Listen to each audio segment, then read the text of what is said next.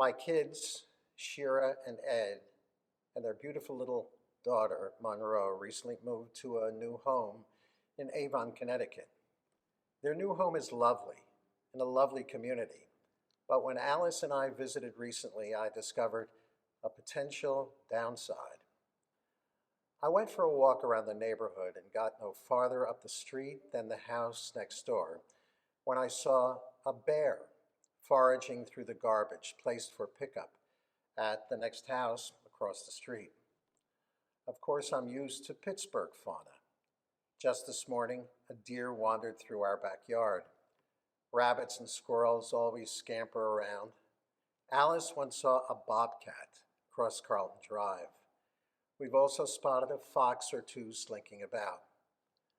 There are bears in southwest Pennsylvania, but they so rarely show up in populated areas that when one does, it makes local news.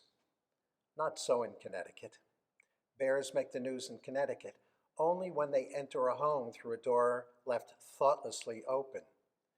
If the bear only ransacks the kitchen, then thank God. The first time we visited Connecticut, neighbors spotted a bear walking down the street. The second time we visited, I saw a bear, and all that was between the bear and me was perhaps 100 feet of air. So you're wondering, what did I do? What could I do? I knew that you turn and run away from brown bears, but you never run away from black bears. Instead, you raise your arms and make a lot of noise. Or maybe it's vice versa. Adding to my confusion is that some black bears are actually brown, or maybe vice versa. There was only one thing I knew for sure about bears. A story is told about a Jew walking through the woods when he stumbled upon a bear, so close that both the man and the bear were startled. Gripped with fear, the man started reciting the Shema. He thanked God that the prayer seemed to placate the bear, that the bear indeed understood Hebrew.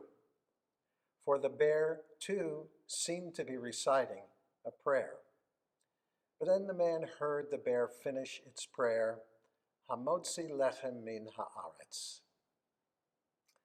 No, I didn't say the Shema.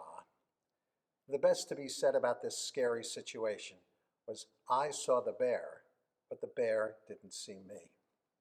So I simply turned around and walked, not run, walked, and headed home. Shortly thereafter, I looked over my shoulder and saw that the bear was looking at me.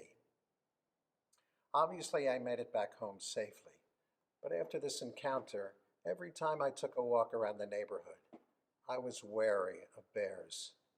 Until I am convinced otherwise, I always will be. In the array of painful human emotions, shame, guilt, anger, regret, jealousy, sadness, loneliness, rejection, fear is my least favorite. Our Torah portion this Shabbat, Shalach Lecha, teaches us that fear is far and away the most malignant. The Israelites have arrived at the border of the Promised Land as Shalach Lecha begins. Moses then sends 12 scouts to reconnoiter the land. When they return, 10 of the 12 scouts offer a dibah in Hebrew, a calumny, that the land is filled with anakim, giants. Despite the reassurances of the 2 other scouts, Joshua and Caleb, the fear of the 10 scouts incites panic among the entire people. The people cry, "Let us go back to Egypt," choosing fear over faith, enraging God. If not for Moses' intercession on their behalf, God would have immediately destroyed them. Moses assuages God's wrath only to the extent that God condemns this faithless generation to die in the wilderness. When the last of this generation dies, their children will enter the Promised Land. Thereby, Shalach Lecha becomes the saddest of the 54 weekly portions, by which we read the Torah. Most painful human emotions are personal, solitary. Fear is different. Fear is contagious. Shalach Lecha teaches that fear is pernicious, spreading like a pandemic. Yes, anger can also provoke anger in others, but one person's anger often instills fear in others, even many others. And more often than not, that one person's anger started with fear. If the tragic events to begin Shalach Lecha are familiar to you, you are also likely to be familiar with the end of Shalach Lecha. These final verses comprising the maftir of the Torah portion are included in the prayer book. They are part of the daily liturgy following the Shema. Therein are mitzvot, the first to make tzitzit and the second to wear tzitzit. As these mitzvot have been observed for millennia until today, tzitzit are fixed to the four corners of a talit. The gematria of the word tzitzit in Jewish numerology is 600. Tzadi is 90, plus yud 10, plus tzadi 90, plus yud 10, plus tav 400 equals 600. To this we add the 5 knots and 8 strings of the tzitzit, and the tzitzit represent 613 mitzvot. Shalach Lecha begins with the power of fear, but it ends with the reminder of 613 ways to strengthen our faith. These are challenging times. Bears abound. The bear market, the Russian bear devouring eastern Ukraine, bit by bit. You may have seen the new Gallup poll indicating that Americans' faith in God has dropped to an all-time low of 81%. I wonder what Gallup would find now if Americans were polled about their faith in their fellow Americans and how it correlates with their diminishing faith in God. When I made it safely back home, I told everyone about my encounter with the bear. I wondered if we should have bear spray to bring on walks around the neighborhood. This raises the question, when and where did a guy like me, who has spent most of his life in genteel American city suburbs, other than sojourns in Jerusalem, learn about bear spray?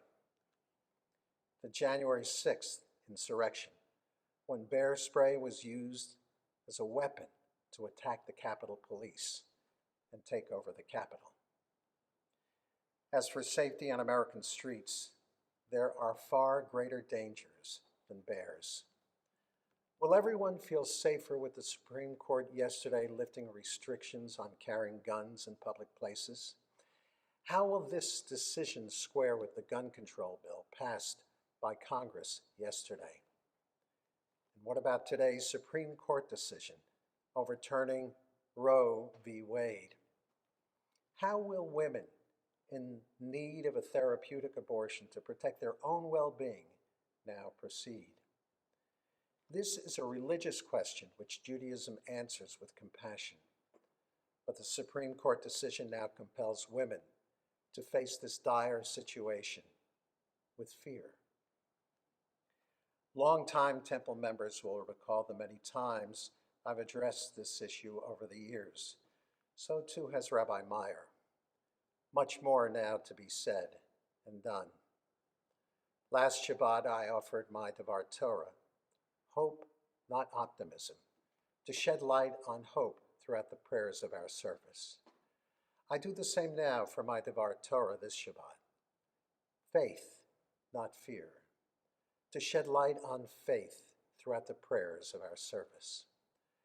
The handouts are for you to put in your pocket, a small sample of how Judaism faces the bears of this world, figuratively and hopefully never literally, with faith, not fear.